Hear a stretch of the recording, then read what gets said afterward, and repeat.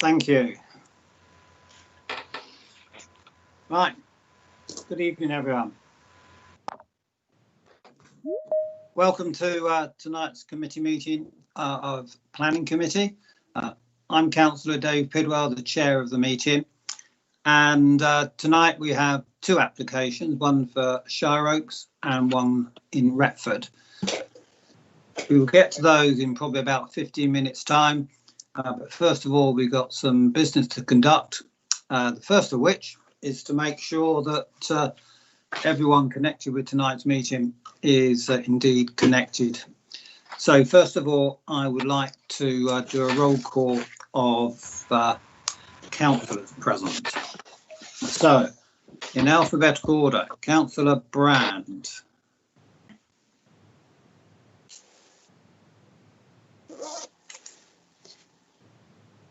You're not on mute, by the way. Councillor Brand, Councillor Brand looks as if she's frozen. Present, Chair. Good. Councillor Freeman, I think, is next.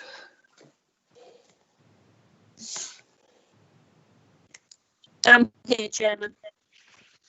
Thank you.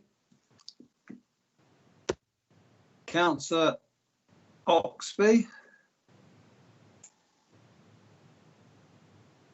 Thank you, Chairman. Present. Thank you. Councillor Quigley. Present. Councillor Richardson. Present, Chair. Thank you. Councillor Sanders. Good evening, Chair. Present. Thank you. Councillor Schiller. Good evening, Chair. Present. Thank you. And Councillor Tomlinson. Thank you, Mr. Chairman. Present. Thank you. So I make that with me a total of 9 councillors tonight, and it will be they who will vote on the two applications in due course. Okay, we have a number of officers to assist us. First of all, Mr. Crozak, are you with us? I'm present, thank you, Chairman. Okay, and for those who don't know, Mr. Crozak is the chief planner for Bassetlaw. Tonight we have the solicitor, Mr. Wormald. Yes, I'm present, Chair. Thank you. And the committee clerk is Linda Dorr, I believe. Present, Chair. Thank you. Okay, and Linda Dorr, she will be taking the minutes and recording the votes. We have a facilitator in Ellen Hinsley. Present, Chair. And she and her IT colleague will be making sure that we are connected and working properly. Should, for any reason, the system go down, you can assume the meeting will be adjourned for 5 minutes in order to rectify it, and then we will start again. Okay, we're able to meet in this virtual system because of the emergency legislation that was passed by Parliament some time ago now, back in March, but it's still in effect. And it means that councillors don't have to be present in the same room in order to take decisions. So we are legal and above board.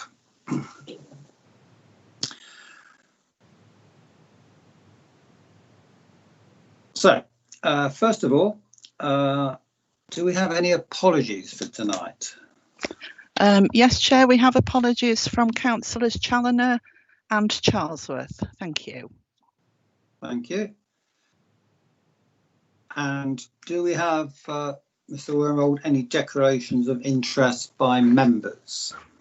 Yes, Chair. Councillor Fielding's declared a pecuniary interest in the first application and will be leaving the meeting. Councillor Quigley's declared a non-pecuniary interest in the second application and he will remain in the meeting. Thank you. And are there any declarations of interest by officers? No, Chair. Thank you. The next agenda item, which is the minutes of our last meeting on the 14th of October, which you can find on pages 5 to 10 of the agenda.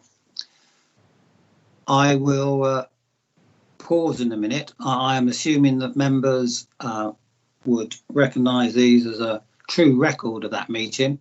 But if anyone has a contrary view, I will pause to hear that.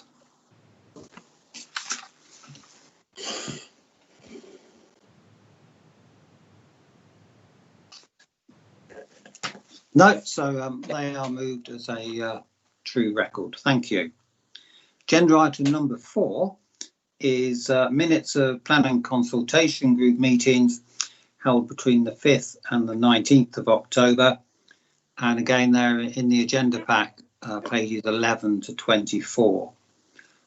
And for anyone who's unaware, planning consultation group meets fortnightly, and it's a subgroup of the main committee to consider more minor planning applications. These minutes are for noting only. Agenda item number 5 is the outstanding minutes list, page 25 of the agenda.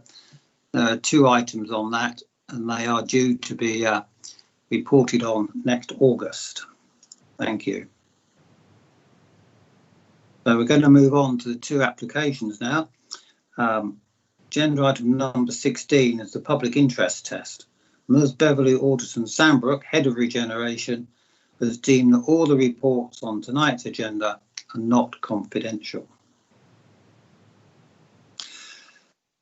Sorry, there's one other item, item 6B, which is appeal decisions received. And we haven't had any over the last month. Thank you. So now we're moving on to the Shire Oaks application, and I will just pause to enable Councillor Fielding to leave the meeting.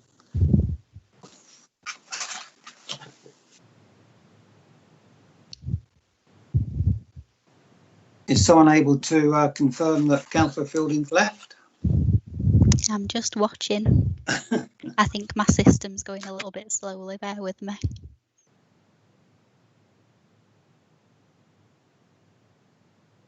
Yes, Chair, I can confirm that she has left the meeting. Lovely, thank you very much. So the first of the planning applications is for full planning permission to erect a basement and a ground floor rear extension with associated internal alterations and an external flue to the rear elevation, to carry out alterations to the front elevation and erect a 1.2 metre high front boundary fence. And all this is at 2 Shire Oaks Row, Shire Oak. The report of this application is to be found starting at page 29. And I'd ask Mr. Crozak if he would speak to us about this. Thank you. Thank you, Chairman. Is everybody able to view the slides on the screen at the moment? I can, Yeah, yes. thank you. Yes. Thank you. This application proposes the erection of a basement and ground floor rear extension, external flue, along with alterations to the front elevation and the erection of a 1.2 metre high boundary fence at 2 Shire Oaks Row. A separate area for car parking is proposed to the opposite side of Shire Oaks Row. The application site comprises an existing cafe sandwich shop that lies within Shire Oaks Conservation Area, adjacent to the Chesterfield Canal. Shire Oaks Row is predominantly characterised by traditional terraced properties, with the neighbouring property being in use as a convenience store currently. This slide shows the site highlighted in red, and it shows how it sits in the wider surrounding settlement. So Shire Oaks Row obviously extends in a southwesterly direction away from the site. Chesterfield Canal lies to the northeast of the site, with the railway line beyond that. This slide shows the building of 2 Shire Oaks Row edged in red and the proposed car parking area edged blue. Again, Chesterfield Canal is edged in light blue to the northeast of the site, with the convenience store and residential properties to the southwest, running down to the left of the screen. This slide shows the proposed extension in plan form. So as you can see, there's an escape stairway to the left-hand side of the extension as it appears on the screen, with roof lanterns appearing to allow light into the proposal. This slide shows the proposed elevations of the extension. The extension would be of a fairly contemporary appearance with a flat roof with roof lanterns. It's proposed to have a terrace area to the northeast facing elevation that would overlook the canal. It's proposed to install a traditional timber shop front to the front elevation of the building.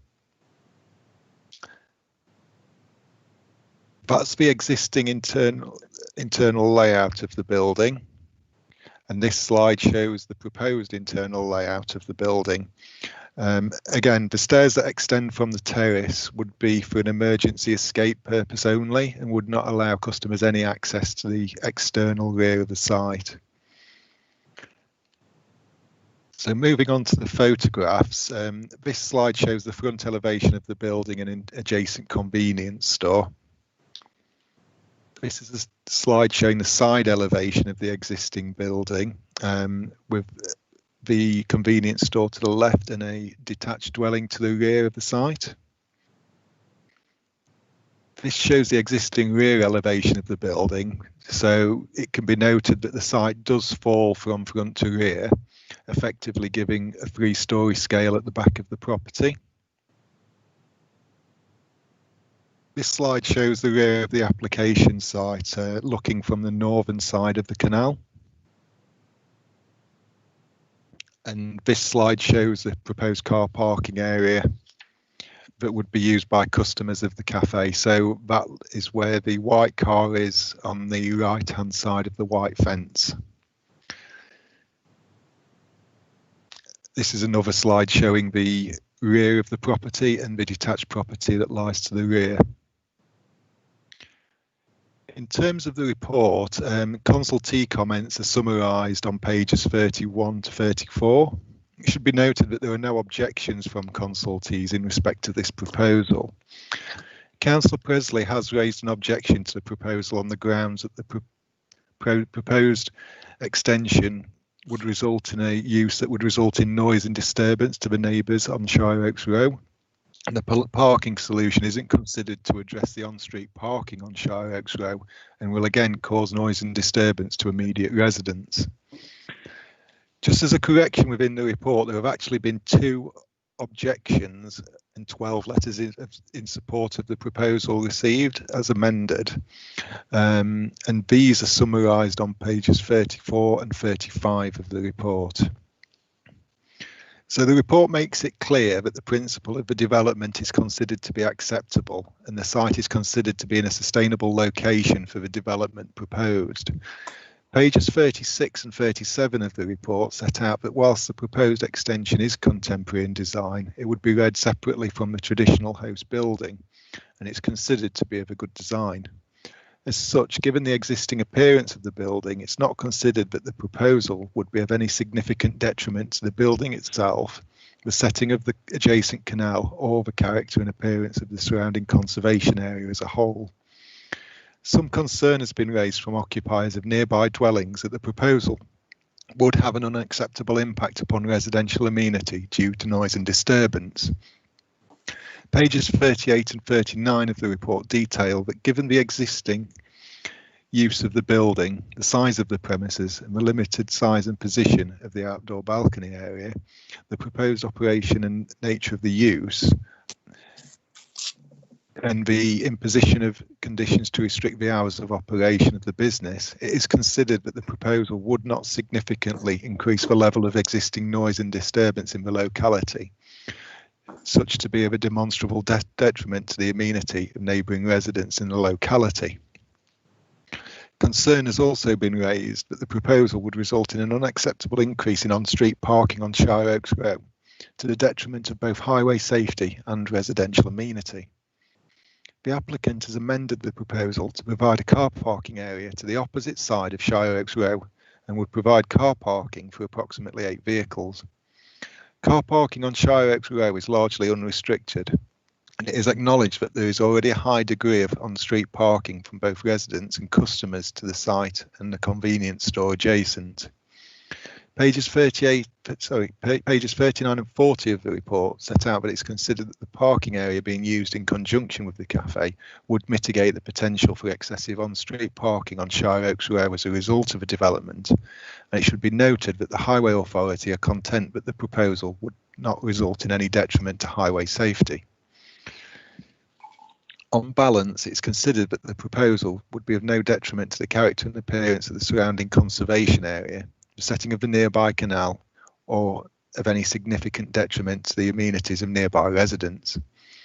In addition, the proposal would not demonstrably exacerbate any highway safety issues in the locality and is considered to be of a benefit to the viability and vitality of the local area in terms of providing a leisure and community facility and some employment opportunities. To conclude, it is recommended that planning permission is granted subject to the conditions detailed on pages 43 to 45 of the report. Thank you, Chairman. Thank you very much. And do you have any questions that were submitted before tonight's meeting, please, from members?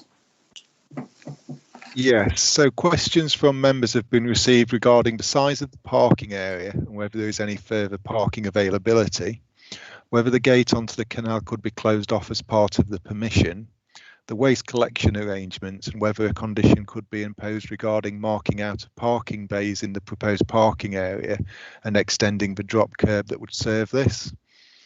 In response, it has been confirmed that it's considered that the parking area would be of a sufficient size to serve the development. The gate to the canal wouldn't require planning permission, and as already stated, there's no public access to the rear of the site. The waste collection arrangements will remain as existing, with Bassett Law District Council emptying the commercial waste bin once a week, although a larger bin may be required, and a condition may be imposed requiring a scheme of improvements to the car park if members deem that necessary. Thank you, Chairman. Yeah, thank you.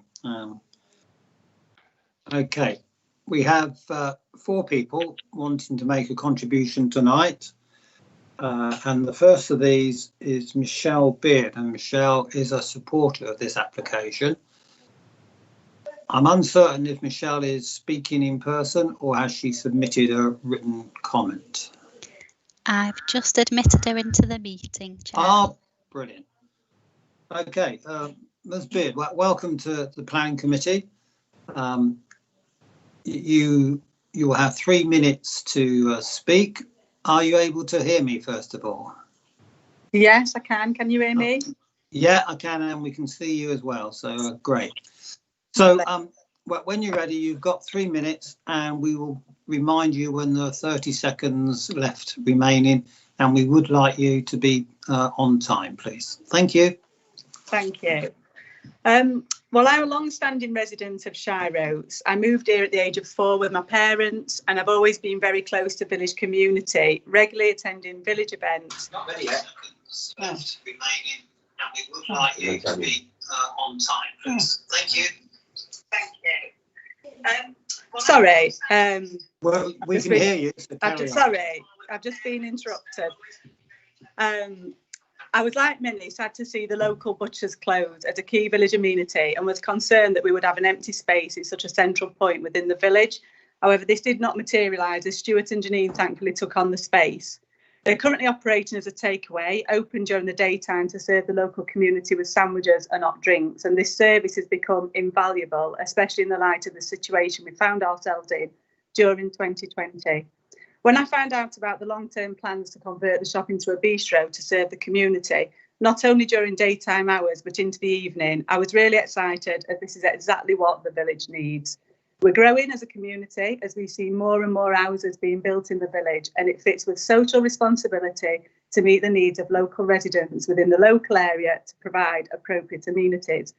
Within the village, we have a shop, post office and social club. However, we are in desperate need of a central hub where local residents can go for a quiet drink and a lovely meal and socialise within the village.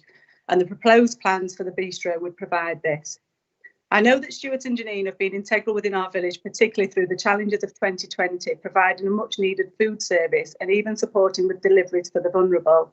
This planned expansion will only enable them to become even more embedded as part of our community. It is important to the economy to build, develop and grow, especially in areas where housing development is high, but with limited access to services within the immediate vicinity.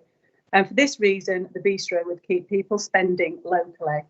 Environmentally, having a local venue would mean customers could walk to the venue and not rely on driving or using public transport to visit venues outside of the village.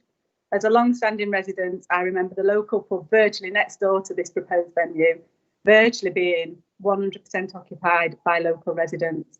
My understanding is that the plans and proposals for the bistro have been drawn up and adapted to improve the aesthetics of the front, side and rear of the building, and this will again add improvements to a central focal point alongside the canal within the village, improving overall appearance. Stuart and Janine want to work with the local residents and have listened to feedback, and I believe that revisions have been made in response to any objections, such as a provision of a car park and a reduction in opening hours, really showing how they want this 30 seconds. For all residents. This in turn should allay any concerns around any undue noise, as I know that the venue is proposed as a place to eat, drink and be social, not as a drinking house. And Stuart and Janine are so heavily embedded in the community that they simply would not allow this to happen. All, in summary, I feel the benefits of the proposal have been reviewed regularly. I've been listening to the meeting and agree with your comments, and I think it's important to the village in its entirety that all concerns have been addressed. Thank you very much indeed. Thank you for keeping to time. Okay, our second speaker tonight is Sarah Rex. In fact, she's sent a statement through which Mr. Crozak will read out in a minute. She lives at number 4 Shire Oaks Row, and I think her comments are going to be to object to this application. So, Mr. Crozak, when you're ready.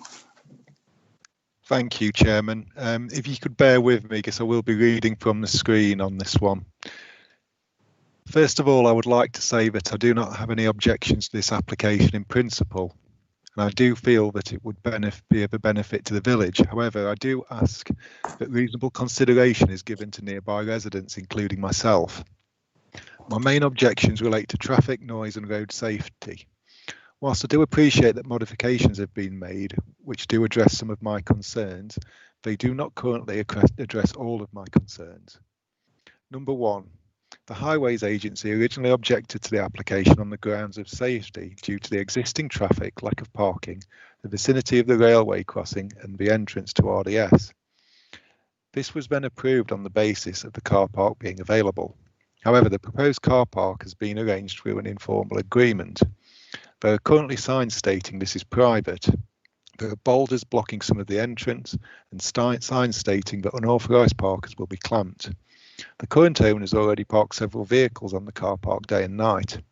Whilst the planning report does say that the car park must be available, it doesn't state that there must be sufficient places for customers at the venue. As the current owners already utilise it, this could mean that the car park is technically available, but no actual space for customers. The report also states that if the property owning the car park is sold, that the applicant would have to reapply for a variation. This, however, does not cover if the owner just rescinds permission. Could the councillors therefore consider conditions for the removal of all obstructions, for the guarantee of spaces and appropriate signage and some form of contractual agreement between the parties?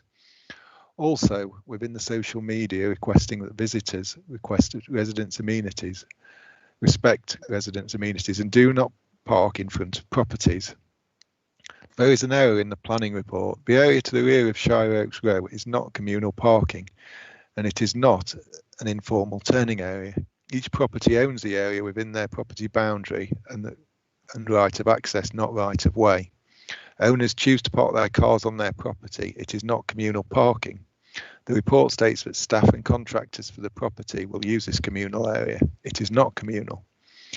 Number 3, noise and disruption from balcony and visitors. The bistro has a proposed balcony which will be open when the weather allows. There will be noise and disruption to nearby properties, mine included, until the late evening. If opening of the balcony is restricted to a more reasonable early evening, say 8:30 p.m, this would reduce disruption and allow residents to relax in their home during the evening. There will be disruption at the front from the entry and exit and customers standing outside to smoke or vape. Could the councillors please consider recommending that the front of the building cannot be used for customers to stand outside and for signs to be put up requesting consideration to neighbours? Also for the owners to actively discourage this. Number 4, drains. I have concerns over the ageing drainage system and the impact that the number of additional toilets and usage would have, with the potential for backing up to several residential properties. Could the council please consider making a drainage survey a condition if approval is granted? Thank you, Chairman. Thank you very much. Third speaker is Councillor David Presley. Are you with us, Councillor? I don't believe Councillor Presley's joined us yet. Would you like me to admit the next speaker and I'll try and get in touch with Councillor Presley in the meantime? That sounds like a good idea. Yeah, thank you. So we move on to Mr. Lundy. Okay, he should hopefully be in the meeting momentarily. I've clicked the box. Mr. Lundy, I don't know if you can hear me, but I'm a bit right. Good evening. I think you've just unmuted yourself. Good evening. Okay.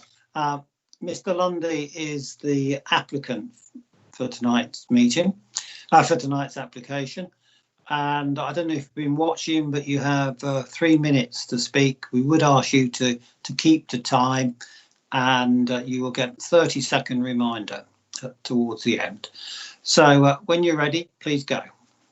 Okay, thank you. The venue that we're proposing is calm and ambient for families to get together. It's not somewhere where we're going to expect people to get drunk or make noise for the neighbours. Obviously, we will manage all of the customers to make sure that they are aware of where the parking is, to be courteous to neighbours. Neither myself or Janine are smokers, and we're not advocates of people driving past and seeing people outside smoking and vaping. So it certainly isn't something that we'd wish to happen, and we will try and manage that to be zero, if not to the very much the minimum. We are very community minded, and not only are we wanting to serve the village in the whole, but there are a lot of lonely and vulnerable people in the village that are fairly landlocked. We have spoken to the parish council and other parties about providing events for these such people to try and give people that don't have the opportunity to go out, struggle to find lifts, and are bored, lonely on their own, to give them 1 evening a month at least where they can come and have a reduced meal and feel part of the community, and help them socialise with their well-being. As to the applicant, on one of the applicants is to have a flue. That is just a backup. We do intend to have an internal system which meets with all the modern regulations around silencers, so there's no noise, and 98% of the air that comes out will be clean, and it'll be fully filtered to meet all of the modern catering standards. With respect to the car park that is in that we've managed to procure is in use currently by the owner of the land, because obviously we as yet don't have planning permission to create our vision and don't currently need the car park. But if we do get planning permission, and that becomes the owner of the car park and the people that live with him will not be using the car park, they'll be using his yard in the rear, and he's in the process of getting automated gates to help with that. So, and all of the blockages that the bowls that say private, they can be moved. Signage will be put up. We'll have signage on the windows to tell people where to park. We'll also, when take any bookings over the telephone, we'll let people know that we do have ample parking, and please don't park on top of the road opposite the private dwellings, and please use the car parks that are available. Seconds left. We can even make sure that parking is available for any large parties. We just want to create a hub for the village. We don't look into market outside of that, and we feel that our village has got enough people, demographic size, to make it a viable business and something the village could be proud of. Okay, thank you very much. Thank you for listening. Thank you. So our final speaker is Councillor Presley, and Councillor, I believe you're with us now. Yes, Chairman. Okay, so but when you're ready, Dave, you have 3 minutes to address us. Thank you very much, Chairman. Chairs and members of the committee, thanks for letting me speak to the planning committee. I initially objected to the application due to parking problems, overlooking of neighbours, lighting and hours of operation. These have all changed due to the conditions and change of design of the extensions, etc. I therefore now support the application with the conditions and the hours of operation. We need to make sure these conditions are adhered to. So I'll be very short now, Chair, because as I say, I support the application, and I want to thank the officers for listening to the concerns of myself and neighbours about this application. I think it will now benefit the residents of Charles and outside as well, because we have lost the pub, which we're near to it, and hadn't been open for a long time. So thank you very much, Chairman. That's all I need to say. Thank you very much. Okay, so that completes the list of public comments, and we can now throw it open to discussion amongst ourselves. And as usual, we will go around alphabetically twice to raise any questions you may have, and then a third time if people wish to make any further comment before we proceed to the vote. So I will start with Councillor Brand. Do you have any questions? Not so much questions, Chair, just two observations. One is well, I suppose it is a question, sorry. What will be the limit on seating on the balcony area? And secondly, all too often informal arrangements between parties fall apart, and I would like to see a formal commitment, a formal arrangement regarding the car parking on the other side of the road. Thank you. Mr. Krozak, do you want to make comment on that at this stage? In terms of the seating on the balcony area itself, we're not proposing to limit that, but the actual bistro itself will be limited to 32 covers. I think the seating on the balcony area will be limited by the size of the balcony and would effectively be self-controlling. In terms of the parking area, it was raised in pre-committee questions from members that would it be possible to impose a condition requiring the marking out of the parking area and the extension of the drop curb across the entire width of the entrance to the parking area.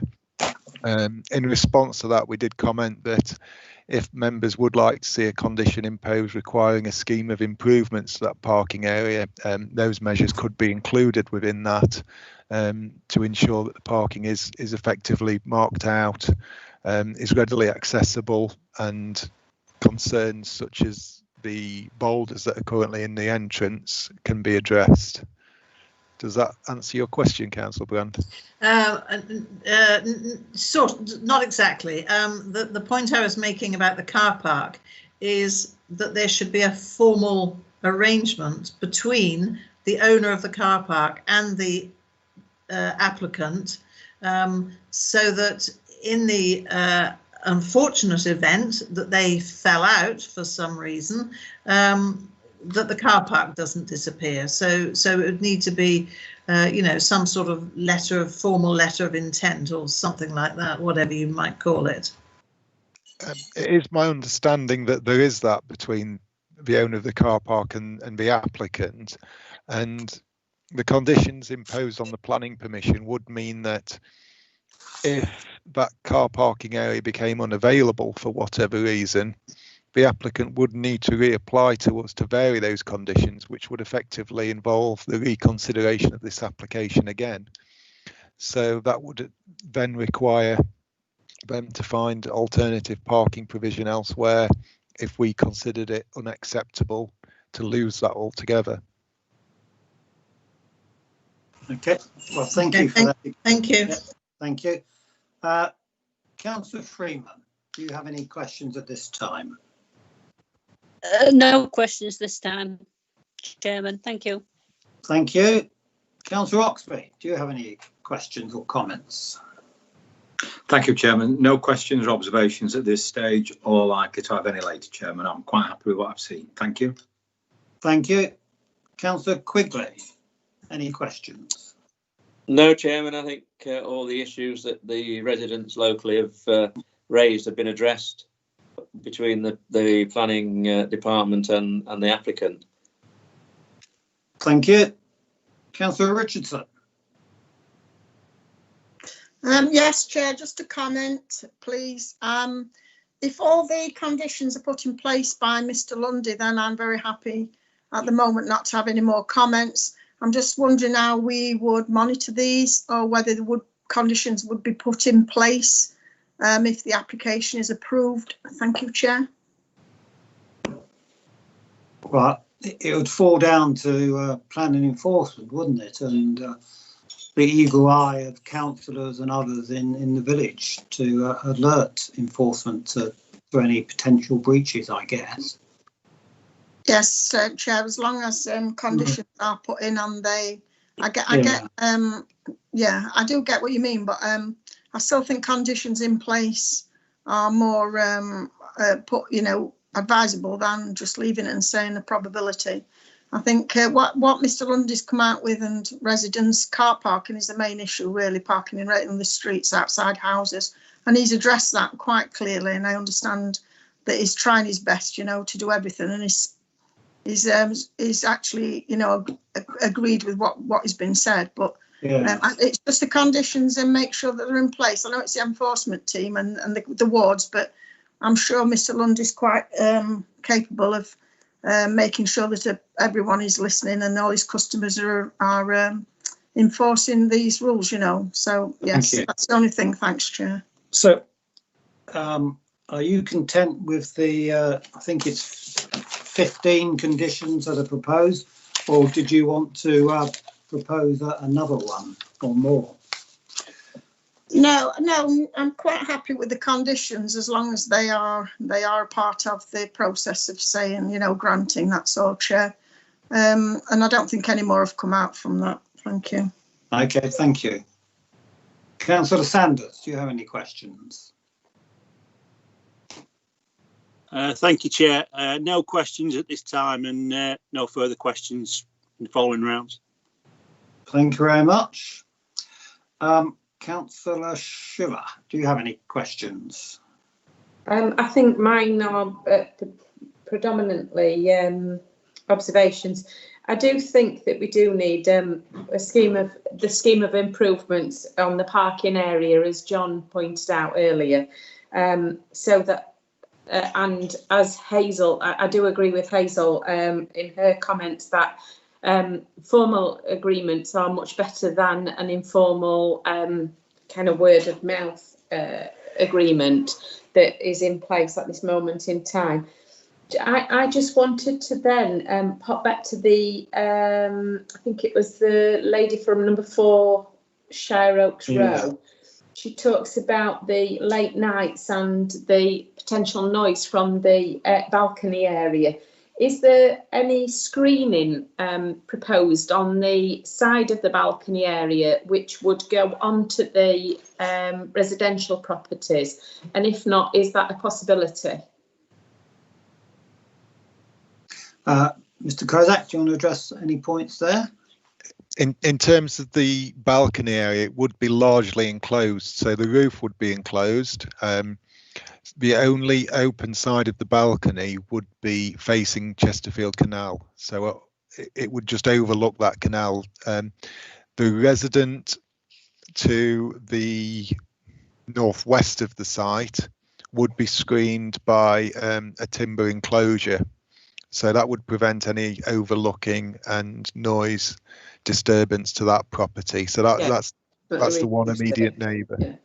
And then the properties to Shire Oaks Road to the south would be screened by effectively the rest of the built form of the extension. So we don't really have any concerns regarding noise transmission to those properties from the site. Right, thank you. So just back to the scheme of improvements, can that be added to the conditions? I would second that. Sorry. Yeah. So if you want to formally propose it, Councillor Schiller, I'd like to formally propose that we do have a scheme of improvements for the parking area, so that we it gives more more credence to the need to ensure that parking area is a usable space for this restaurant. Okay. Mr. Crozak's already indicated that's possible. As I say, I second that. So let's, as a committee, just discuss that. Would people be happy for that to be added as a condition 16, or does anyone wish to speak against that?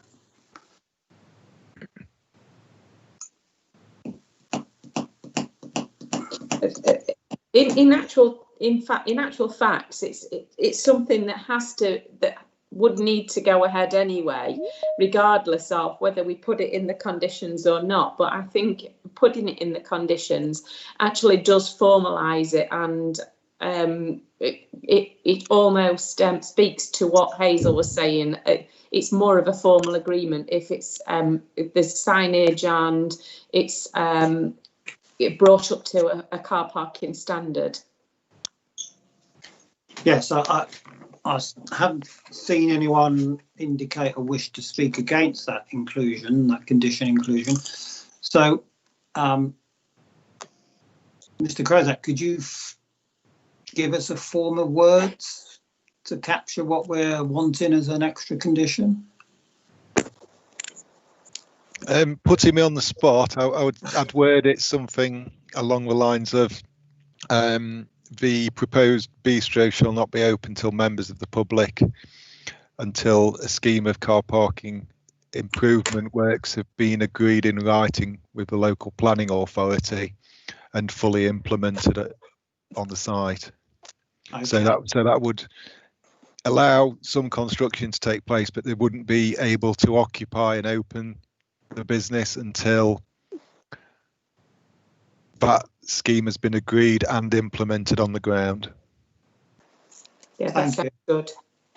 I saw a whole series of nods there, so we will proceed on the basis that that is an extra condition. So if people can frame any further comments and their vote bearing that in mind, that would be useful. Oh, Councillor Schiller, did you have any other questions? The only other thing that when I first looked at it, I was a little bit concerned about the boundary fence onto the front of the property, but I kind of commend it once I'd done a site visit, because it actually makes it in keeping with the rest of the row further down. Okay, thank you. Councillor Tomlinson, do you have any questions? Thank you, Mr. Chairman. Really only to support Councillor Schiller at the car park. I know the area pretty well, as I worked quite a lot in that area when I was at work. A successful business means a lot more customers than you may have anticipated when you set out. And there is a business in Retford where a very serious accident took place on the roads, although it is not a bistro, it is a convenience store. And when looking into that serious accident, it was one of the major reasons was people parking inconsiderately for others, and of course the number of people attending to a very successful business which gave value for money, which I'm sure Mr. Lundy and his team are going to do. But there is, I don't think, as Councillor Schuller said, we've all done it. We've all gone out for the evening to a bistro or restaurant and we've struggled to find parking. And I don't think that struggle should be made any easier without, any harder without some kind of agreement. Thank you, Mr. Chairman. Thank you. Yeah, I have a question and also a comment. First of all, if I can just talk about condition 12, which I'll read it out. It says the proposed car park as shown on the site location plan shall always be available to customers whilst the business is open to customers. So can we deduce from that that should the current owner change his or her mind or a subsequent owner refuse to give permission, the bistro would have to close? If it was going to become unavailable, as I said, the applicant, developer, current owner would need to apply to vary that condition, which effectively means we have to reconsider a planning application for the proposed use. So we'd be then considering, is any alternative parking provision that's being proposed acceptable, or if there are no parking provisions proposed, is that acceptable? And that may mean that the planning permission no longer stands. So it's certainly within the owner's interest to ensure that the arrangement is formalised and that parking's always available to customers. Right, okay. Thank you, that's clear. We seem to be dealing, I mean, the reason I raise that is because I think car parking in that area is a challenge. I know the area like others do, and I've been several times in respect to this application. And no matter what time of day you go, that there are very few places to park your car. So car parking is a real issue. The other, and we seem to be dealing with an application here which people are generally supportive of, which is fairly unusual at planning committee, is it not?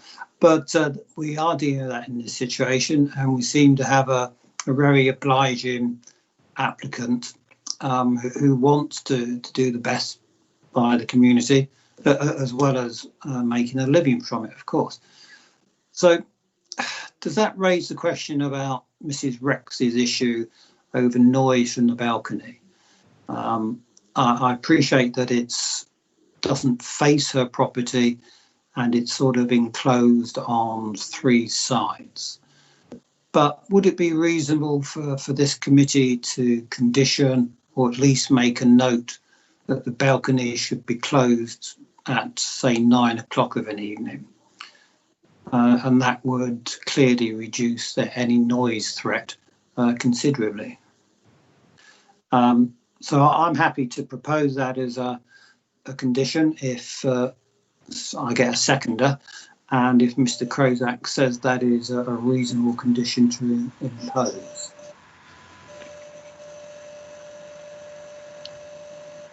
Can I come back on that, Councillor? Yes, please do. Yeah. Just in terms of the availability of the balcony, it may be difficult to enforce a condition ensuring that is closed at that time and being made unavailable.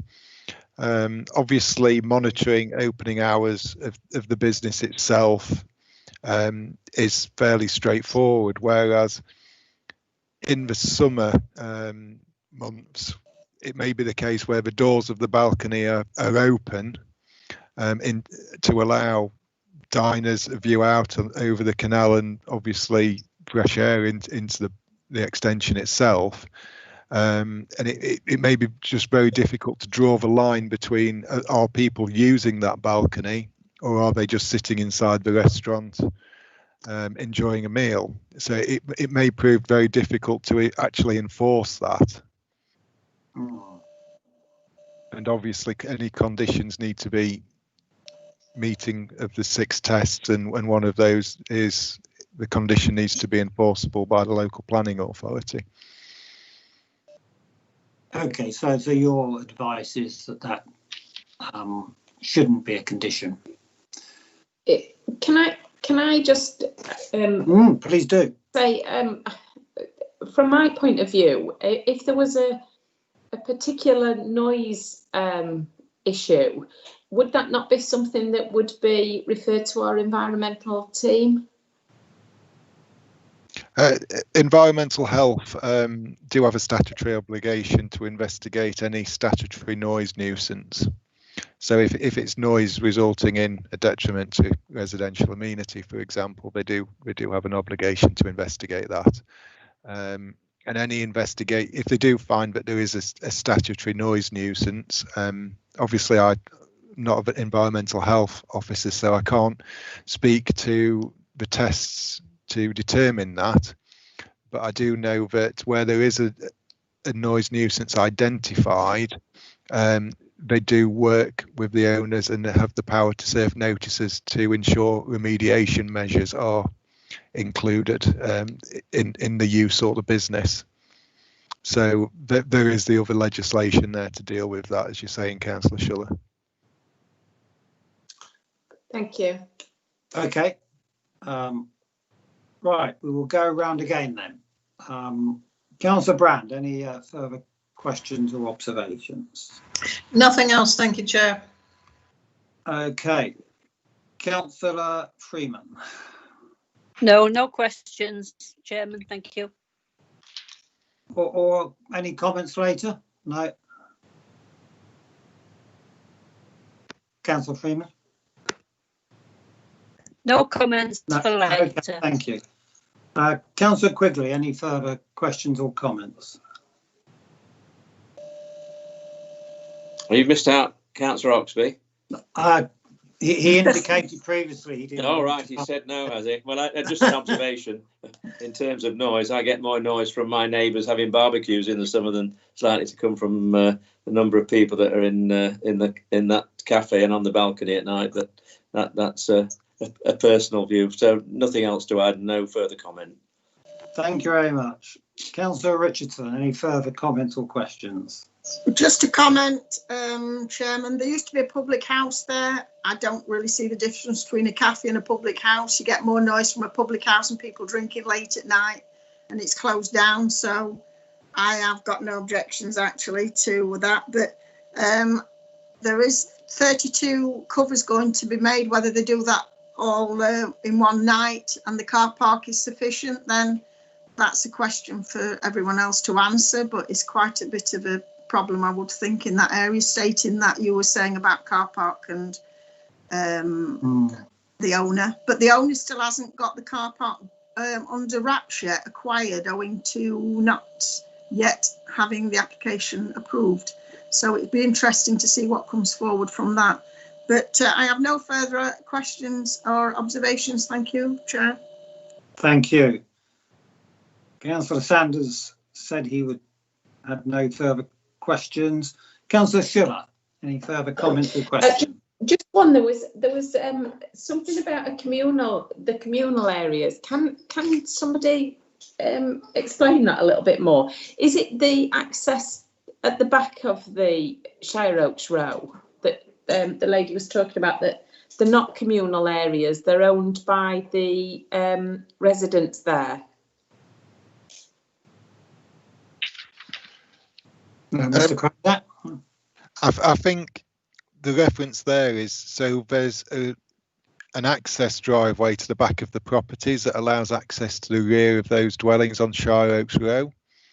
I think what the report is referring to is an area at the rear of the site. So the yard area at the rear of the site I think is referred to a communal area in the report, but we're not referring to the wider driveway arrangement, because that driveway provides access to other properties.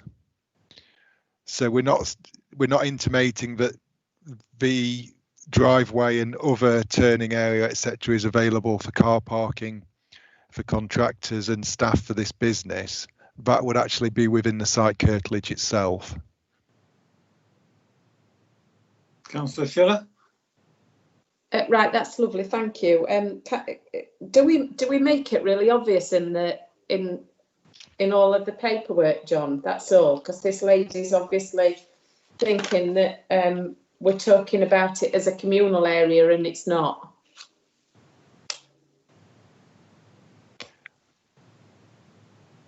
I'm just reading through the report now. Sorry.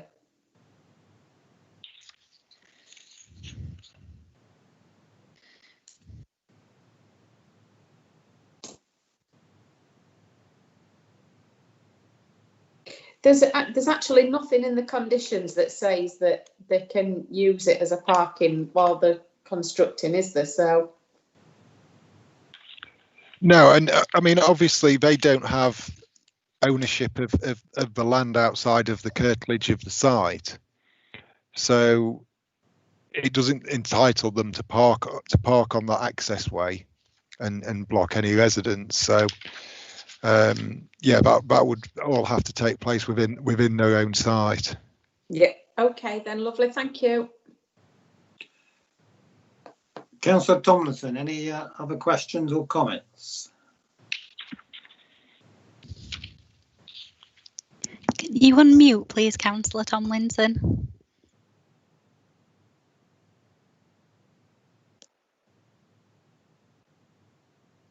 Thank you. It's rather disconcerting to be talking to yourself, isn't it? I've got no further comments to make, Mr. Chairman. Thank you. Thank you. And I don't either. So I think we're able to proceed to the vote if I've interpreted things correctly. So let me get the correct wording.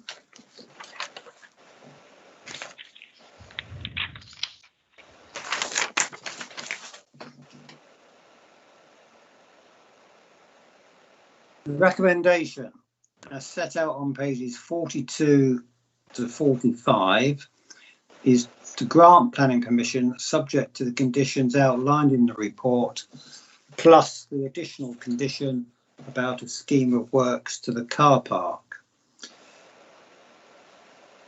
So that's what we're voting on. So Councillor Brand, how do you vote? For. Thank you. Councillor Freeman. For. Thank you. Councillor Oxby. For. Thank you. Councillor Quigley. For. Councillor Richardson. For. Thank you. Councillor Sanders. For. Councillor Schuller. For. Thank you. Councillor Tomlinson. For. Thank you. And I too vote in favour. So that is carried unanimously. So planning permission is granted for that development. Thank you very much.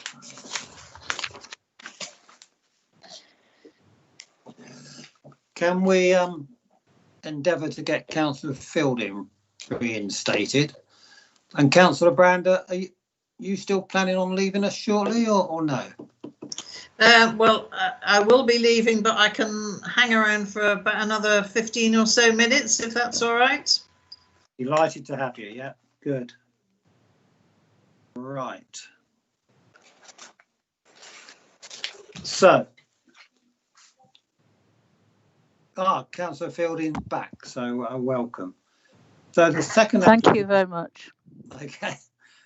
So the second application is for householder permission for a single-storey side extension to 26 Cornwall Road, Retford. And The report on this application can be found on pages 47 to 52 of the agenda. And again, I'd invite Mr. Crozak to outline the report, please.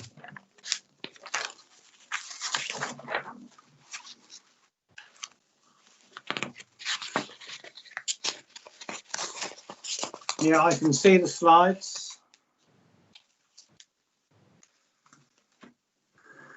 Thank you very much. Can you hear me? Yes, yeah, people are nodding. Yeah. This application proposes the side extension that would approximately 2.7 metres wide and would be 25 centimetres from the common side boundary, projecting 6.1 metres forward of the existing detached garage and 2.5 metres in height to the eaves. The extension would have a hipped roof that would return to the bungalow, matching the pitched roof of the existing dwelling and garage. The site lies within a well-established residential area. The site is positioned to the northernmost end of Cornwall Road, which is predominantly characterised by traditional detached bungalows, largely finished with red brick with hipped roofs. This slide shows the site highlighted in red and shows how the site relates to the surrounding dwellings. The extension would lie on the southern side of the bungalow, so between the dwelling to the south and the bungalow itself, and you can see the garage depicted on that drawing.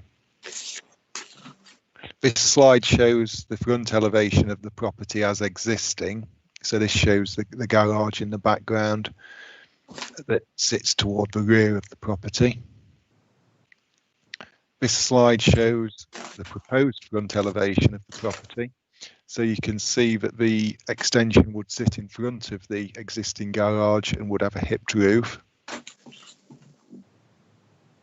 And this slide shows the proposed side extension.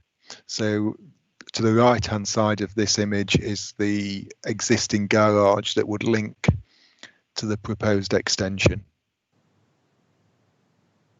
This shows a floor plan of the extension as proposed. So the extension would provide mobility scooter storage, a utility area, and then an open store area to the existing garage.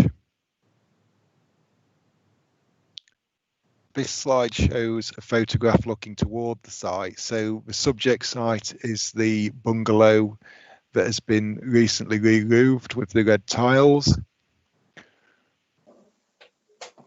This is another view of the site looking in the opposite direction. This slide shows a detail of the boundary treatment between the subject site and the neighbouring bungalow. And then this is another view of that, and you can see where the extension would be positioned at the side of the house dwelling. So turning to the report, one letter of objection has been received in respect of this proposal, and this is from the occupiers of the dwelling to the south, and this is summarised on page 48 of the report.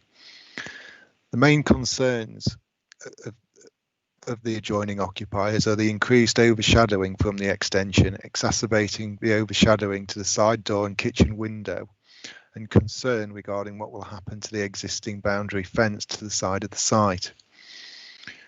Cornwall Road is predominantly characterised by traditional detached bungalows with hipped roofs. The proposed extension would have a hipped roof to match that of the house dwelling and would be finished with a facing brick to match that used on the existing property. It's considered that the proposed single-storey extension would be in keeping with the overall character and appearance of the house dwelling and that of the wider locality.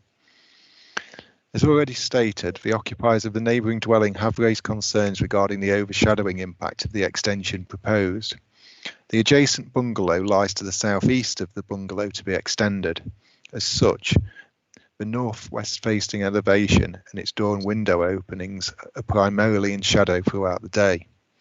The extension would be subordinate to the house dwelling, and it's considered that its scale would ensure that there wouldn't be an unacceptable increase in loss of light to the occupiers of the neighbouring dwelling. It's therefore recommended that planning permission is granted subject to the conditions detailed on page 51 of the report. Thank you, Chairman. Thank you very much.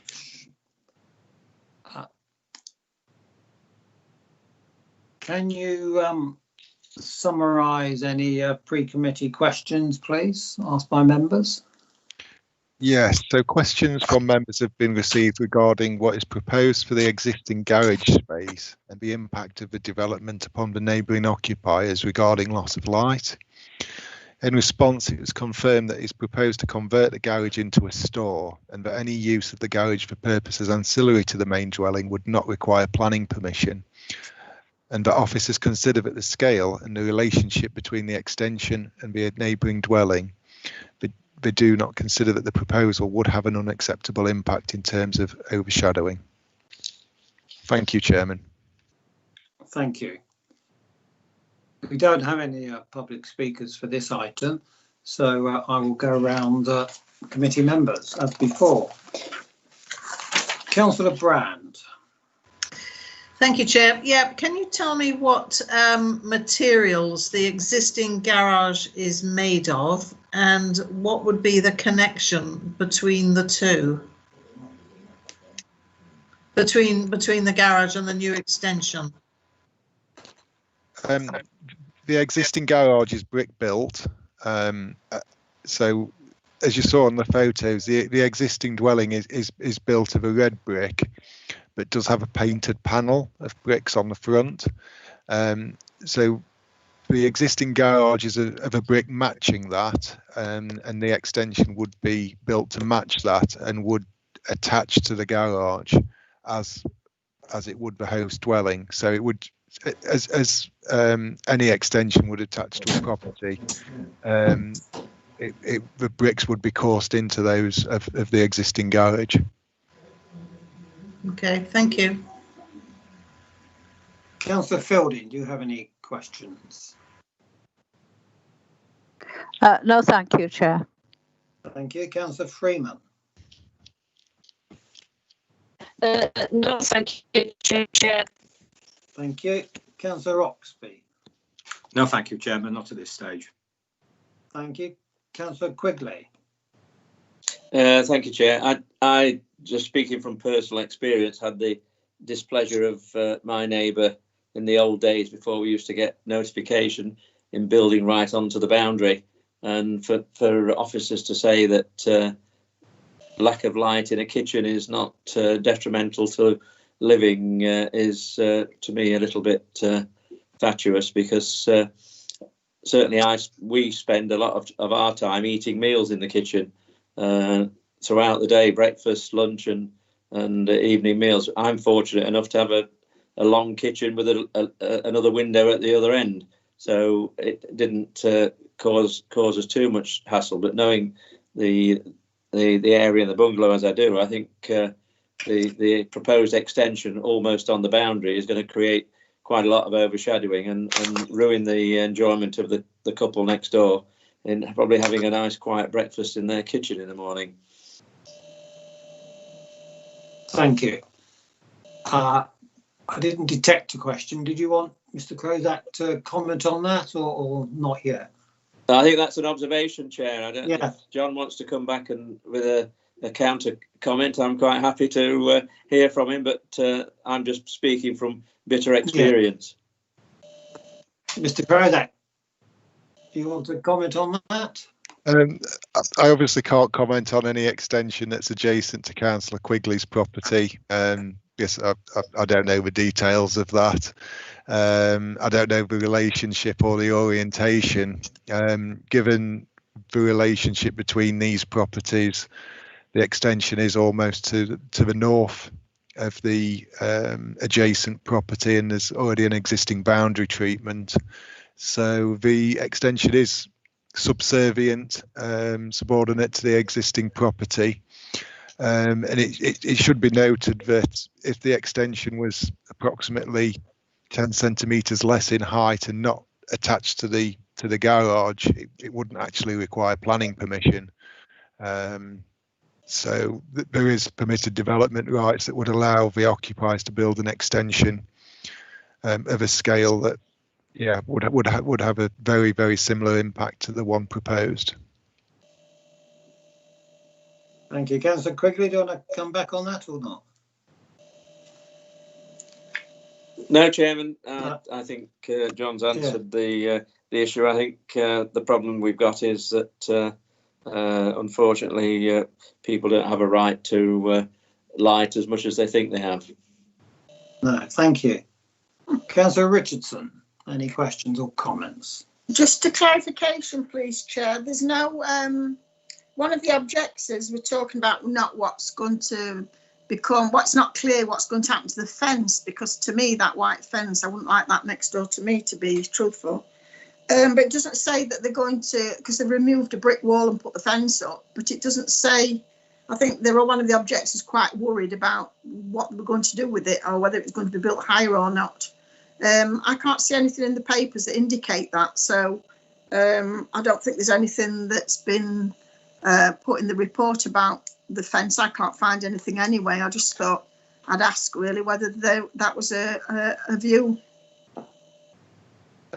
Mr. Krozak, can you help us with this fence? We understand that the fence or boundary treatment will be retained. Obviously, the removal of that boundary treatment by the owner of that wouldn't require any planning permission. And then householders obviously have permitted development rights to put up their own boundary treatments up to 2 metres in height along that boundary. So, yeah, it's, whilst we've been advised it would remain, we wouldn't be able to insist on that. Yes, I think I'd put one next to it. Thank you, John. Thank you. Councillor Sanders, any observations or questions? Thank you, Chair. No questions, no observations. Thank you. Thank you. Councillor Schuller.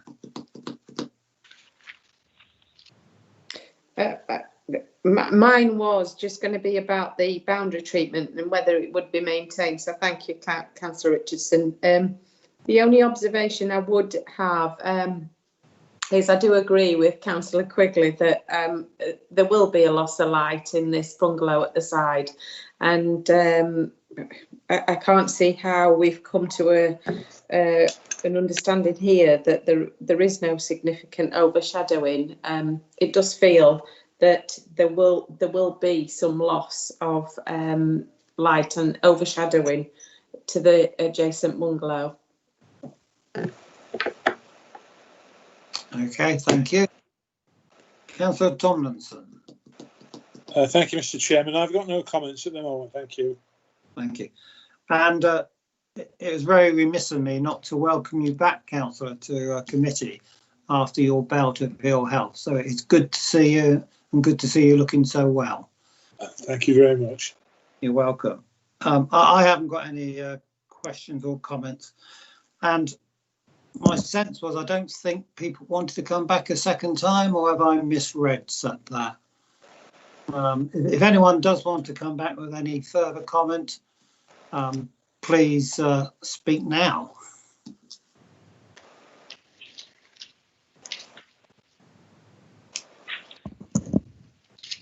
No. Mr. Krozak, I don't know if you wanted to make any final comments.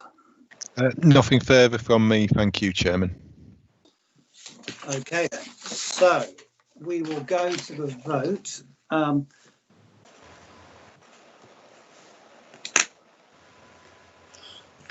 Just need to try and find it again.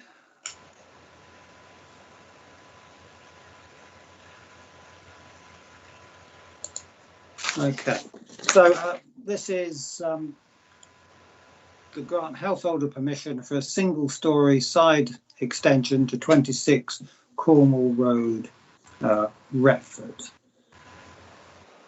Councillor Brand, I think she's left us by the looks of it. Is that right? No, I'm here. Oh, right. So let's have your vote then. Just couldn't see you. No, I'm still here. And I will vote against. Thank you. Councillor Fielding. For. Thank you. Councillor Freeman. For. Thank you. Councillor Ox. Against. Thank you. Councillor Quigley. Against. Thank you. Councillor Richardson. For. Thank you. Councillor Sanders. For. Thank you. Councillor Schuller. Against. Thank you. Councillor Tomlinson. Thank you, Mr. Chairman. I vote against this proposal. Thank you. Thank you. And I too vote against. So 1, 2, 3, 4, 5, 6.